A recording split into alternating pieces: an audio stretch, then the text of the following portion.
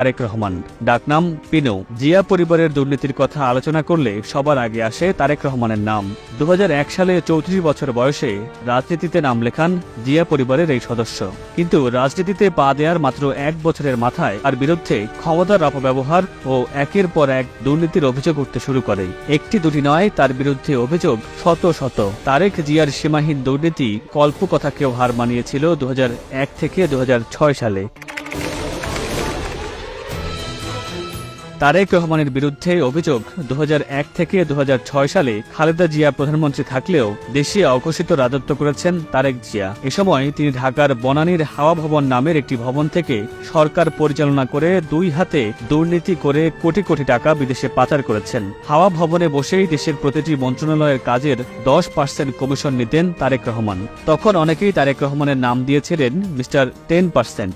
আরেকটি খ্যাতিও তিনি লাভ করেন, দুর্নীতির বরপুত্র। মার্কিন federal bureau of investigation FBI এর তদন্তে উঠে আসে তারেক রহমান এবং তার ঘনিষ্ঠ বন্ধু গিয়াসউদ্দিন আল মামুন টঙ্গীতে 80 মেগাওয়াটের একটি বিদ্যুৎ কেন্দ্র নির্মাণের কাজ চীনের হারবিন ইঞ্জিনিয়ারিং কোম্পানিকে পাইয়ে দিতে সিঙ্গাপুরের একটি ব্যাংক অ্যাকাউন্টের মাধ্যমে $7.5 লাখ মার্কিন ডলার ঘুষ নিয়েছেন।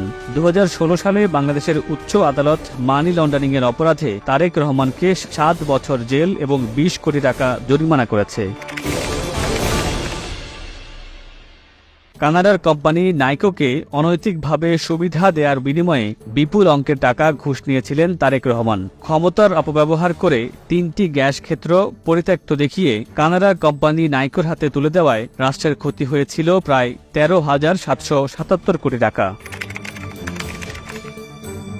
প্যারাডাইস পেপারের সূত্রে জানা যায়, তারেক জিয়া 2004 এবং 2005 সালে কেইম্যান আইসল্যান্ড এবং বারমুডায় $2 মিলিয়ন বিনিয়োগ করেন। প্যারাডাইস পেপার কেলেঙ্কারিতে তারেক রহমান ছাড়াও তার স্ত্রী জোবাইদা রহমান, বেগম জিয়ার ছোট ভাই শামীম ইস্কান্দার ও তার স্ত্রী এবং বেগম জিয়ার ছোট ছেলে আরাফাত রহমান কোকোর স্ত্রী শর্মিলা রহমানের নাম উঠে এসেছে।